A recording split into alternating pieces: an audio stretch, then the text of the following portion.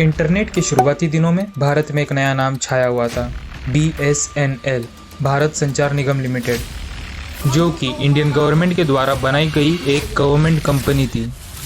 लेकिन इस इंडस्ट्री में कई प्राइवेट प्लेयर्स घुसने लगे। साल 2016 भारत में एक नया टेक्नोलॉजिकल रिवॉल्यूशन आ चुका था। अब इंटरनेट कोई लग्जरी नहीं रहा, ये एक ज़रूरत बन चुका था। और कहते हैं ना, जहाँ डिमांड होता है वहाँ सप्लायर्स खुद आ जाते हैं। कई प्राइवेट प्लेयर्स जैसे कि एयरटेल, आइडिया, वोडाफोन, इन सब की एंट्री ने पूरे के पूरे मार्केट को हिला कर रख दिया। ये लोग BSNL से भी बेटर सर्विसेज प्रोवाइड करने लगे, वो भी BSNL के प्राइस में। और देखते ही देखते एक उगता हुआ सूरज ढलने लगा। इन सारे प्राइवेट प्लेयर्स ने BSNL को बर्बाद कर दिया। लेकिन कहते हैं ना, जाको राके साइया मार सके ना कोई।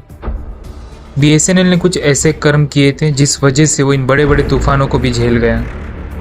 100-150 लोगों के गांव में टावर लगा देना, जबकि मालूम होते हुए कि कुछ खास प्रॉफिट नहीं होने वाला है। ऐसी गाँवों की वजह से BSNL आज भी जिंदा है। और ये बड़े बड़े प्राइवेट प्लेयर्स प्रॉफिट्स न होने की वजह से ऐसे गाँव में नहीं घुस पाते। लेकिन तख्ता पलट हो चुका था। एक राजा को उसके सिंहासन से उतार दिया गया था। अब पूरे मार्केट में 3 लोग राज कर रहे थे, एयरटेल, आइडिया और वोडाफोन। और साथ ही में कुछ छोटी मोटी कंपनीज भी थी। कहते हैं ना, हर कुत्ते का दिन आता है। अब मार्केट में एक ऐसा प्लेयर एंटर हुआ जिसने पूरे मार्केट को बर्बाद कर दिया, जियो। कंपनी का नाम था जियो, मगर ये किसी और कंपनी को जीने नहीं दे रही थी।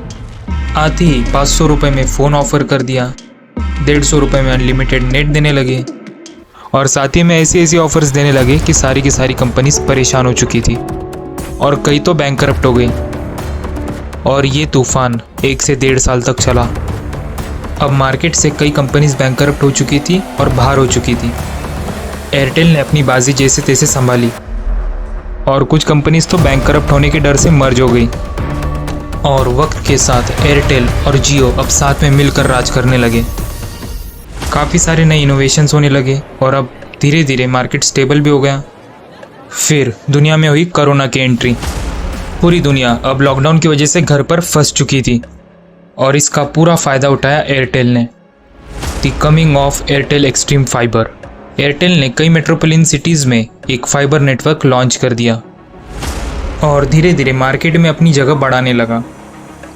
और जियो ने भी ये सब देखने के बाद काफ़ी कॉम्पिटिटिव प्राइजेस पर खेलने लगा।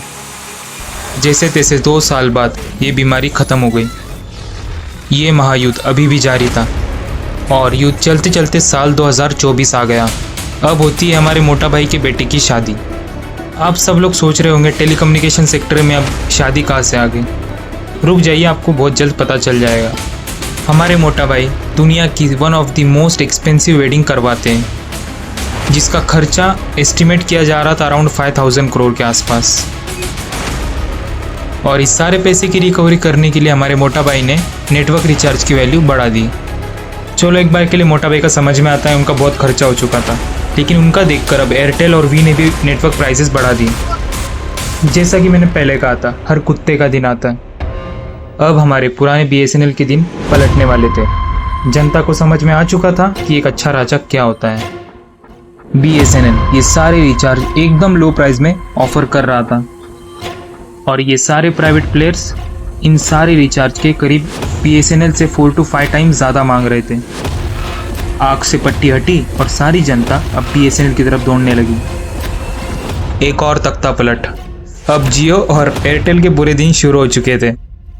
इन्होंने एक हफ्ते के अंदर ही कई मिलियन सब्सक्राइबर्स खो दिए।